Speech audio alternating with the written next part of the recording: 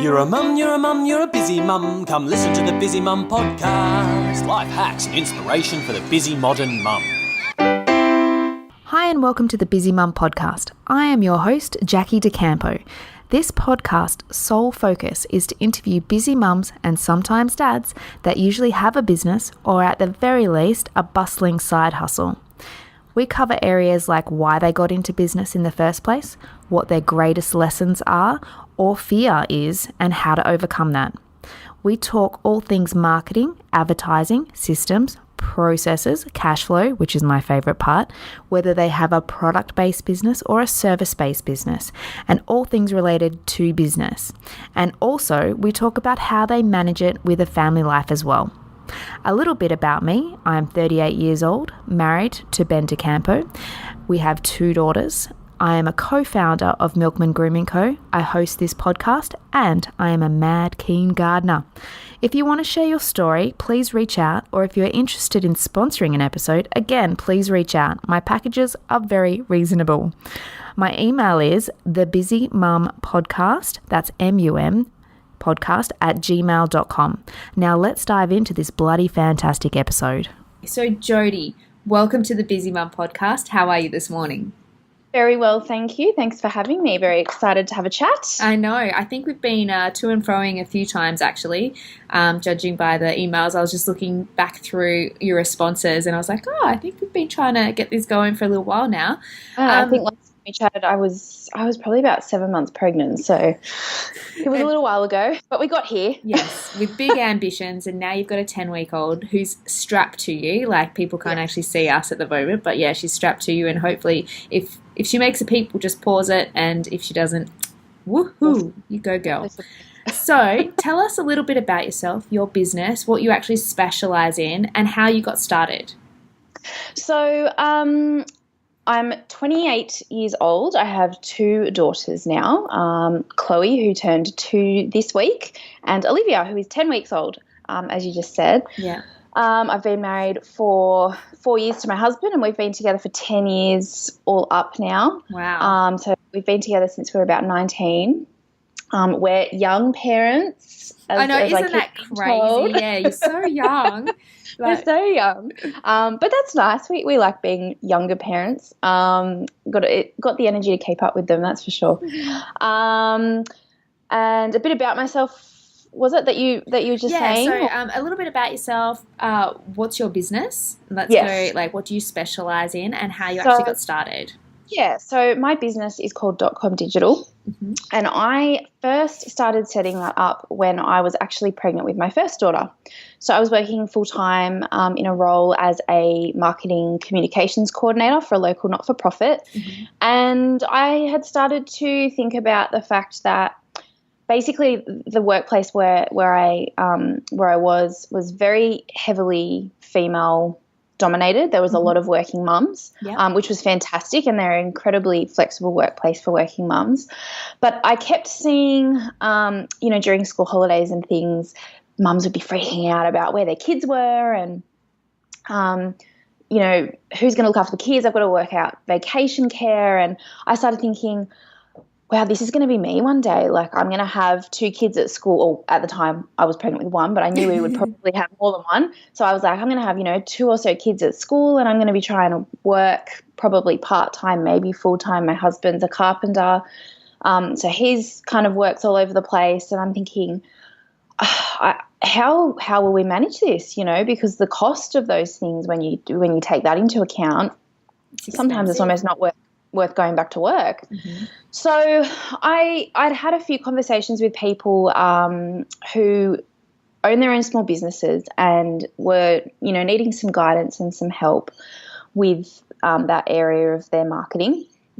So I think I was about 8 or 9 months. I was very close to having Chloe when I registered my ABN and my business name, and I thought, you know what, this will be my hobby while I'm on maternity leave. Who has a hobby when they're on maternity leave? I do. Honestly, I had no idea what to expect, though. I was just like, oh my gosh. So I set that up, and basically the 12 months of maternity leave came and went, and I didn't really do anything. I set up my social profiles, but I didn't become active on them. I didn't pick up any client work. I wasn't pushing for it. I was very much enjoying, the newborn bubble and then just spending time with Chloe in that first 12 months. And then I went back to my role in a part-time capacity. Mm-hmm. So it was in February 2018, I've got to get the years right now, that I was approached by, it was actually a family member of my husband's, small business owner, and he was saying, I need some help with Facebook. I need to generate some leads and I really need some help. So that was where it started. It started quite organically in the end in terms of actually gaining a client. Mm-hmm. And from there was some word of mouth. And then I thought, you know what? I can actually make this work. Like, I'm only at work 2 days a week. And the beauty about being a digital sort of platform is that I can do it wherever there's an internet connection, and most of the work I can do outside of business hours if that's what suits. With kids, that is what tends to suit. So initially when I started, it was mainly social media management that I was looking at and working on. I did a little bit of email marketing as well, but in this period of being off now, I've really refined where I'm going to sit. And basically I offer everything from digital strategy, so a small business who just needs someone to look over what they're doing and needs some clarification, or a business who wants someone to come in and go, right, what is your objective, your goal, what is the campaign coming up, and I build out a whole strategy that's integrated. I'm very much about holistic and integrated marketing, not standalone things. And then, of course, I offer things like the social media management, email marketing, building out workflows and implementing those if someone needs help implementing them in whatever software they're using. So that's kind of where I'm sitting. And as I said, in the last I've been now off work since sort of the end of December. So I've had about four or so months off. And I've really been, this time off has been me planning where I want the business to go when I'm back to work in June. And that's where it's going to go. So I really love working one-on-one with small businesses, and I have a particular love for working with female business owners and especially mums, because I'm on that same level as them now. And so there's so many mums out there that are so switched on with what they need to be doing. It's usually, like me, a time thing. They just don't have the time to put their focus in those particular areas. So that's kind of where my business is sitting at the moment, and it has evolved quite a bit in the short space of time that I've been up and working. And obviously now I've got this little hiatus in the middle of that, which has been nice, but a little bit not stressful, but I suppose daunting, because as I was gaining momentum, and as I was gaining momentum, I had to sort of stop. And that's always a scary thing, because you think, oh my gosh, I've got to go back to it, and how am I going to get that momentum back? But I'm confident that will happen. So, that's kind of a little bit about what I do. Okay, I've got a few questions. Yes. Firstly, so are you going to go back to work and run your business? Is that what's happening, or is it just... I have taken the 12 months of maternity leave from work, from my part-time role, and that part-time role is still sitting there for me to go back to at that point. The dream would be that my own business will be doing so well come the end of this year that I won't necessarily need to go back to that job. In saying that, I really do love that job, because as I said, we are a not-for-profit, and it's a very community-focused organisation, and I do love that side of it. So I think that's something I'm going to have to weigh up when I get closer to the end of the year. But ideally, the dream would be that .com Digital becomes my main gig, and I potentially can still work with my other job in a different capacity as a consultant. So we've had some chats about that too. So we'll see what happens. But absolutely. Okay, my other question was, where did you come up with the name .com Digital? So that was an interesting process. I knew that I wanted to – I've worked both in offline and online marketing, but my love has always been the digital side of things. And I wanted something that didn't mean – I didn't want it to be my name, because I thought down the track, if the business is to grow and I have to, employ other people and there's a bit of a team underneath me, I wanted to make sure that I was prepared for that and I wasn't going to have to go through a whole change of name and things like that if I felt that was the case. So I suppose it was more looking in the future, where did I see things going? I always want to be the face of the business, I suppose. I always want to be involved with dealing with clients, and I don't currently have the vision of becoming so big that wouldn't be the case. But .com digital was, I don't know, it's hard coming up with a business name. It really is. You throw so many ideas around and then you jump on, the business name availability check. Yeah. You go, oh, that's a good one. Oh, no, not available. Okay, come back, back to square one. I wanted to have digital in there so that when people found me, they knew straight away what area I worked in, because there are so many people out there who still use traditional marketing, and I'm all for definitely using traditional marketing for certain things. I suppose, though, I wanted to make sure that digital was in my name or some component of that, so that I wasn't getting a lot of inquiries about newspaper ads or things like that. I also wanted to stay away from using things like design, because I'm not a graphic designer, I'm not a web designer, and I'm not a web developer.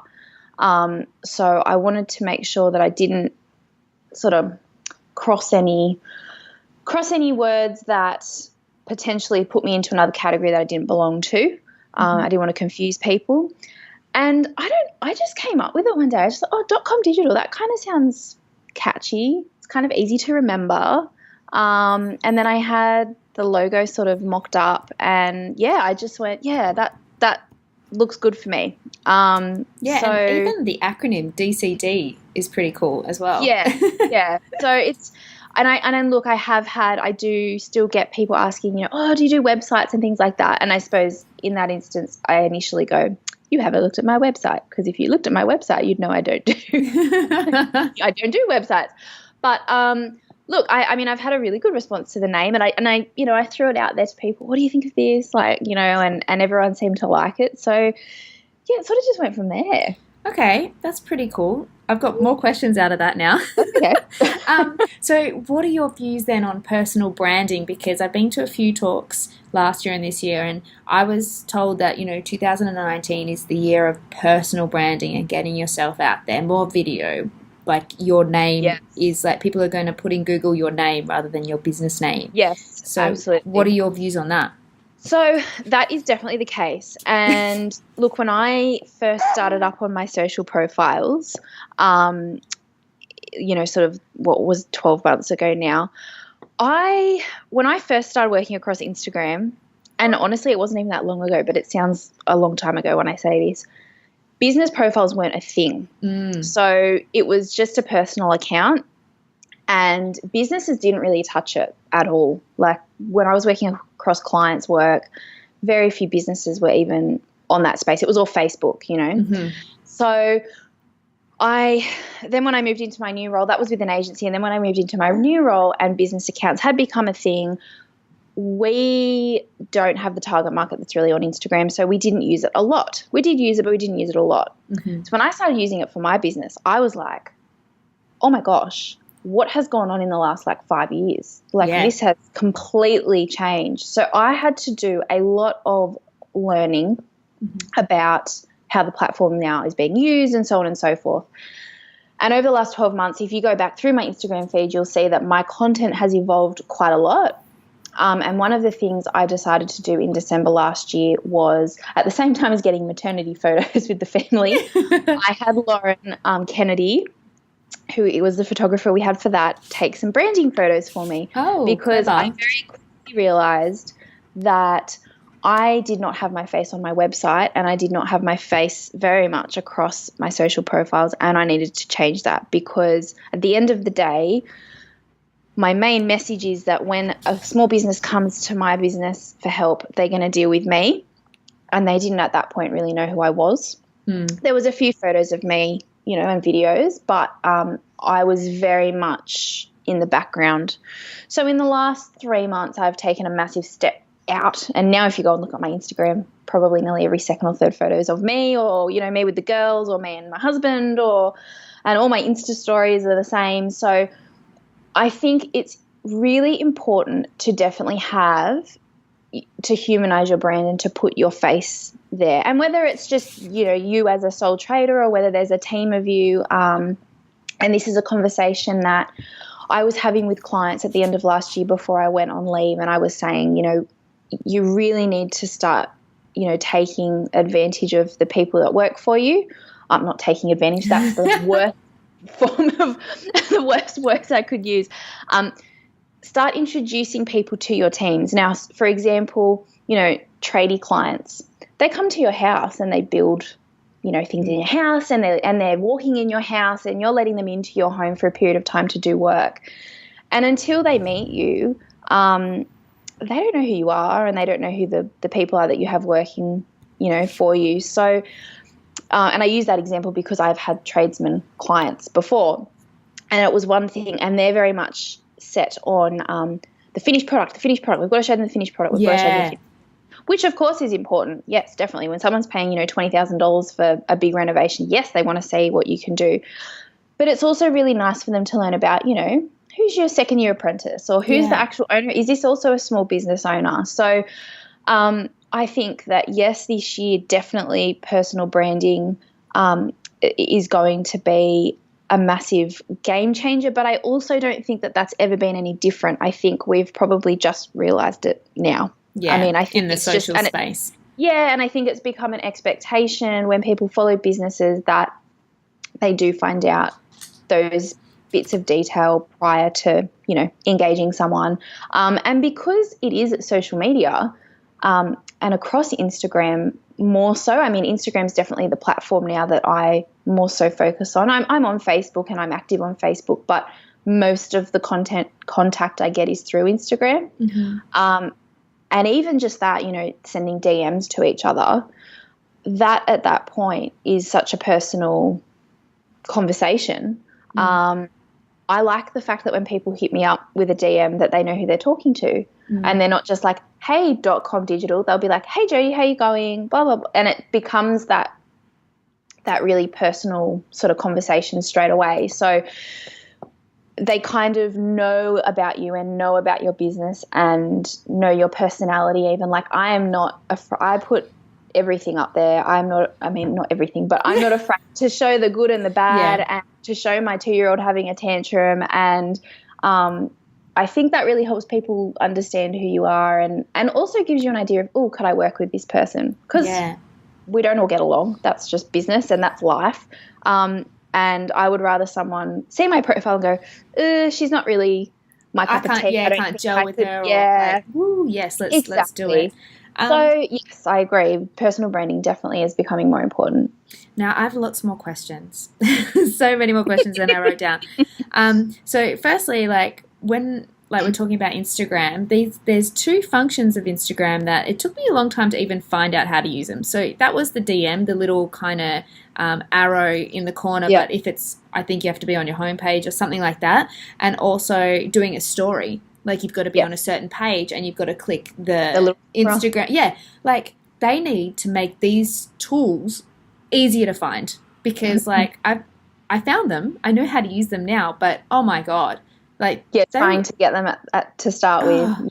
That learning curve was frustrating for me. And you mentioned also that you had to do some serious learning on Instagram. Where did you go to get your learning? So I did a lot of Googling. And so I came across there is so many different blogs out there that will give you information.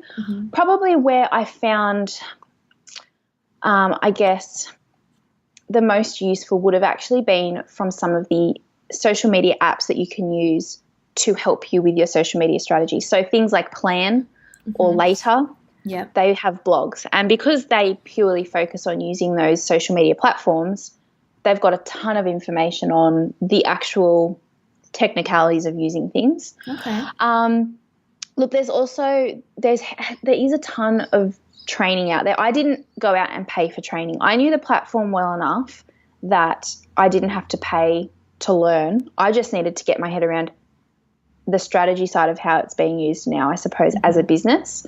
And so when I first started back, stories, I had not worked across Instagram. When I was using Instagram in my agency role, stories weren't a thing. Yeah, no. So stories came in once I was in my new role with the not-for-profit, where we weren't using it a lot. So I hadn't had a lot of interaction with that. So stories is something that I'm pretty much on my stories every day now. And that's probably where the biggest learning curve has been. I did journalism at uni as well as commerce. So writing captions and things like that, I've never struggled with that side of it. I've never struggled with the content side. It was more how am I using the platform to actually generate results for my business, I guess. Because why am I going to spend time on there if I don't see anything come of it, I suppose. That's more my thing, because it is time consuming. It's so time consuming. It's a big It takes up a massive chunk of time. So I would say, the blogs, and especially those specific ones to social media, and the ones that focus on using, they're kind of selling their platform, but they do have a lot of useful information there, Yeah, trying to give that value. Now, my other question that came out of that was pricing for .com digital. How do you price your service? And in the beginning, did you have difficulty coming up with that? Because I've just interviewed Denise Duffield-Thomas, and she's all about mindset and money blocks and all of that. So how did you go about pricing your service? Pricing has been the most difficult thing, I think. I started out, as I said, I was predominantly doing social media management. I was able to price that pretty easily because I had done that for quite a long time. So I had a good idea about how long things took, and I was basing it off, like an hourly rate type thing. How long is it taking me? Blah, blah, blah, blah, blah. But then as things progress and you add more services, you realize that you can't just go, I'm going to charge myself out at this much per hour and it takes this many hours, and because it doesn't just take that many hours sometimes. And often there's a lot of back and forth with clients. And often there's, after the fact, a lot of, hey, can you clarify this for me? Hey, I still have a question around this. So again, this time off has been really helpful because I sat down and I actually completely rebuilt my service offerings. So I have a really clear idea now on my social media management. I've now decided to include things like there'll be face-to-face consultations with clients more often and things like that, because especially with the social media management, it's sometimes can be a bit like pulling teeth to get content off your clients. And it's not because they don't care, it's because they're time poor, and that's why they've got you doing it. But in saying that, as social media managers, we can only do so much to create content as well.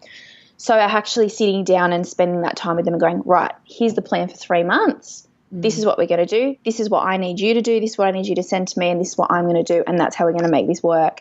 And then off we go. And then I obviously manage all the day-to-day stuff, and they don't have to worry about it. I was originally offering search engine marketing when I started. I'm not offering that as of June when I come back, and that is because it just isn't something I'm overly passionate about. It's important, but I know some people that I can flick those people to, and they're like guns at it, and they're going to enjoy it more than me. And so I don't want to do everything. I just want to do the things that I get excited about. So moving forward from that, it was really difficult to, you'd have someone come to you and go, oh, I want X, Y, and Z. And in the end, I started to realize that what everyone was really needing was an actual strategy built for them. They were coming to me saying, I want my website redone. I need help with my social media. I need help with my email marketing. I need help with this. I need help with that. I need it to happen, by the end of the year. And I started to realize, okay, these people don't just need help doing the things. They need help strategizing, and then doing the things. And sometimes just doing the strategy can be enough for them to go off and do it on their own. Like, a lot of these people are very tech savvy and able to do the things. It's just that they don't know how they need to integrate everything to get to that point. So the way I have now built out my pricing, and this is also because I have 2 kids and I need to be able to set the limits that I can work in terms of workload. Yeah. I have basically packaged everything up. So if you jump on my website, you'll see, my social media management packages are there with a price. My email marketing packages are there with a price. My strategy packages are there with a price. Now, obviously, if someone comes to me and it is well exceeding what my package includes, then we sit down and we chat about, okay, how are we going to work this? But that right now for me is the best way to go about my pricing. Yeah, okay. Even more so than a retainer. Retainer, I started doing that with a client and it very, very quickly blew out. And I said, I'm not doing that anymore because you're spending hours emailing back and forth, phone calls. Oh, can you just do this on top? Oh, can you? No, I can't just. Yeah. It's not, they're not little tasks. Once you put them all together, they actually end up being a lot. And I've spoken to a lot of other people in the digital marketing space, consultants, and we all say the same thing about pricing. It's the hardest thing to do because you also have to try and prove that value to the clients. It's not just them paying for you to manage their social media. They're paying you to manage it and strategize it and generate results, whatever they are, whether you're online retailer and you're trying to generate online business, or you're trying to generate leads for a tradesman, for example, which is what my other client was. So yeah, it's trying to package it and prove the value of the whole thing as well, which can be very tricky. Absolutely. I definitely hear that. Like, we actually, the business that my husband and I work in, like, we've created it, or he's created it, and we work in it together. We've got a product that we sell. We know how much it costs. We know what it does, so it's very easy to price it. Yeah. But with the service stuff, it's like, I would not know where to begin. That's why I thought, that's a good question. So I chucked that one in there. I honestly think that is going to evolve, like, all the time. As things change and as service offerings change, it's always going to be changing. And I don't think people have an issue if your prices go up and things like that, so long as they can see that value that they're getting from it, basically. So absolutely. Yeah. Okay, so the next question I've got is, do you use any apps in business that you can't live without? And you mentioned 2, which was Plan with a double N and Later, and I haven't actually heard of those apps, so I was going to check them out. But what other apps can't you live without in your business? Okay, yes. So Plan and Later are the ones that you can basically schedule your social media through, but they also give really good analytics. So you can see things like, when's the best time for me to post, and you can get all that information through the platforms directly. But sometimes, as a social media manager, if you've got a lot of clients, it's easier to be just in one platform. Yeah, absolutely. So that's those 2. Obviously Instagram, as I said. That's Instagram. A big one. Instagram. That's a big one. And Facebook. I do generate inquiries through Facebook, but Instagram would be the main one. Yeah. The other one that I was actually put onto from a client, I didn't know it existed, is Boomerang. Isn't that just the it's Instagram? It's like a Gmail. No, so Boomerang. Oh no. Okay, so there's Boomerang for Instagram, which is the video. Yeah, the video thing. Yep. This is a Gmail extension, which you can get. Okay. And I was at this point, it was October last year, and my husband, Chloe, and I were away in the Blue Mountains for a few nights, and this client called me, and I was expecting her call, and we were chatting, and she said, is it okay to chat now? I know you're away. And I said, yeah, it's fine. Chloe's having a sleep. It's all good. And we just got chatting about how it's really hard to put those boundaries in place for your work hours and to switch off from work, especially when it's your own business. And I said, I'm just struggling, you know, I think also because I do have a toddler, and often my work day can start at 7 p.m. if she hasn't cooperated during the day.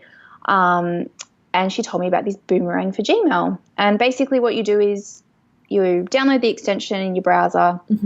It connects up to your Gmail account, and you can do things like pause your inbox. So you can, on a Friday at 5 o'clock, you hit pause and nothing will come into your inbox until you hit unpause on Monday at 9 a.m. And then you get all your emails on the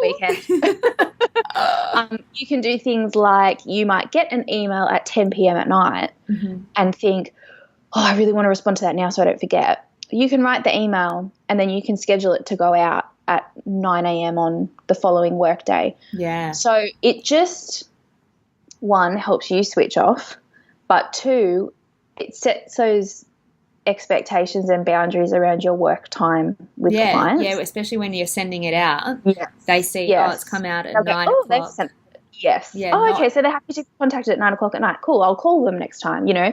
So it's that sort of thing. And it does happen. And look, I am pretty flexible and I don't get too worked up because my clients are flexible for me as well, knowing that I have now 2 kids. But when she told me about this, you know, Boomerang, I straight away jumped on it, looked at it, and I was like, oh my gosh, this is amazing. And so I use that quite a bit now. Excellent. When I'm at work. Probably the other one I've been using is Toggle, which is a free time tracking application website. And that comes back to the pricing. Yeah. So that was what I started using on the things that I wasn't sure if I'd priced correctly. I started to track my time so I could actually get to the end and go, I was pretty bang on, or wow, that really blew out, or I shouldn't have charged that. Well, it's never been I shouldn't have charged that much. It's usually I should have charged more. Yeah, you should have charged more. You'll know next time. Yeah, but it's easy for that. And the other thing for that is there have been a handful of clients where I have done little projects that have just been time-based. It might be copywriting for websites and things. And that is where I've just done like an hourly. I've been happy to do an hourly rate for that sort of stuff, and they've been happy with that. So that's been a good one. And then the final one that I've got onto, which I will be using a lot more coming into getting back to work, will be Zoom, and very similar to Skype, but basically can hold video and audio conferences and stuff like that. And record what's going on. So because I'm going to be doing consultation style services, I need to be able to record what I'm doing there and then, so I can flick that across to them, because sometimes it's going to be a case of them having to refer back to that absolutely for instructions or whatnot. So they're probably the main ones. But yeah, that's really good. I'm really interested to have a look at the Plan and Later, because I haven't heard of those ones before. Okay, so next question is, what area of your business would you like to improve and why, and how do you propose to do this? I suppose we've kind of covered. Yeah. So I guess the most difficult thing for me has been setting that structure around my working times. And that is something that I am hoping that in the next couple of months we are able to do a little bit more. I'm going to have a bit more of an indication of what that will look like, because hopefully Olivia will start being in a bit more of a steady routine. Maybe. Yeah, we'll see. But look, I've got Thursday, Friday is daycare day for Chloe. So I'm hoping that Thursday, Friday will become my work from home days, around obviously what I need to do with Olivia. Yeah. So the plan will be to have some set times where I consult based on what she does.